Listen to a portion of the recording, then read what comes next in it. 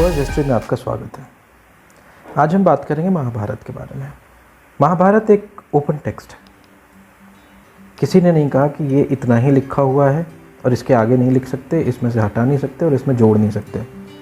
जब महाभारत लिखी गई थी तो उसे बोला जाता था जय, उसका नाम महाभारत नहीं था। जब महर्षि वेदव्यास ने इसे लिखा था तो इसे जय बोलते थे।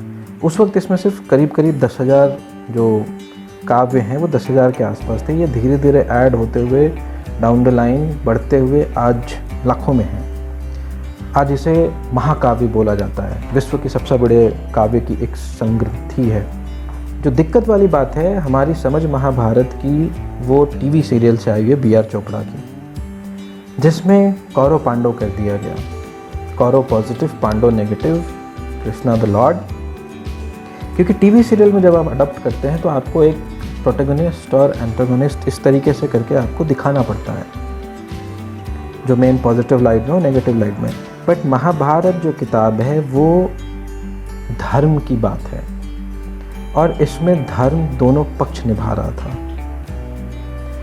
दुर्योधन का नाम दुर्योधन नहीं सुयोधन था, उसे दुर्योधन लोगों ने बाद में बना दिया। बट आप इस बात पे ज़रा गौर करें कि दुर्योधन ने आखिर अपने जीवन में गलत काम क्या किया, सिवाय एक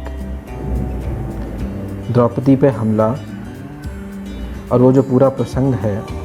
अगर आप महाभारत को अच्छे से पढ़ेंगे तो आपको समझ में आएगा कि दुर्योधन सही था, सुयोधन सही था। उसने कभी 50 शादियाँ नहीं की, उसकी सिर्फ एक शादी थी, एक रानी थी। वो दोस्त बहुत अच्छा था, उसके दोस्त अश्वत्थामा और कर्ण थे। वो बस अपने पिता का, जो कि बड़े भाई थे, उनकी राजगद्दी कह रहा था कि ये मेरी है।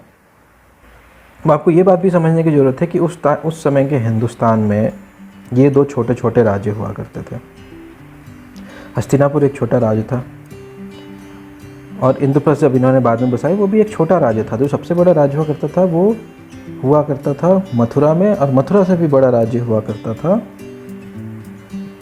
जरासंध का, जो कि आज के मगध के आसपास का एरिया है।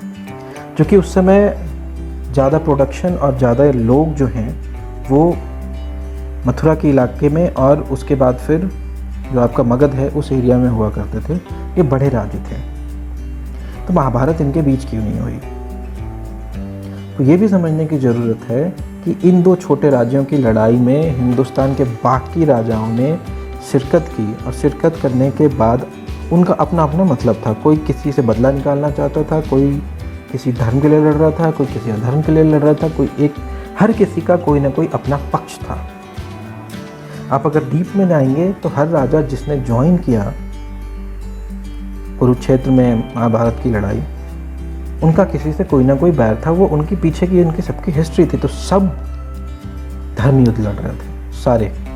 ये सिर्फ पांडव कौरव की लड़ाई नहीं है, इसीलिए इसे कहा जाता है महाभारत। इसमें कोई भी अधर्मी नहीं, कोई भी धर्मी नहीं। आज मैं देखता हूँ ट्विटर पे आप लिख देते हैं कौरवों को पांडवों ने हराया।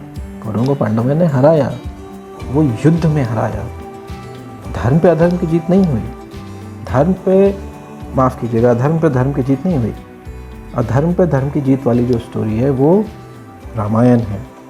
रामायण में हमें ये बताया जाता है कि आपको किस तरीके से बिहेव करना है, क्या धर्म है क्या अधर्म है, एक पिता का धर्म क्या है, एक बेटे का धर्म क्या है, एक छोटे भाई का धर्म क्या है, एक स्त्री का धर्म क्या है, बहन का धर्म क्या है।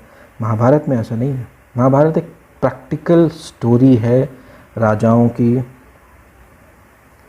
गुरुओं की, फैमिली की, प्रॉपर्टी की। इसमें सभी कैरेक्टर्स ने प्रैक्टिकल डिसीजन लेने की कोशिश की है।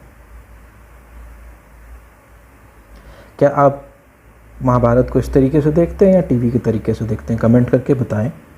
सब्सक्राइब करना ना भूलें और लाइक के बटन दबाएं।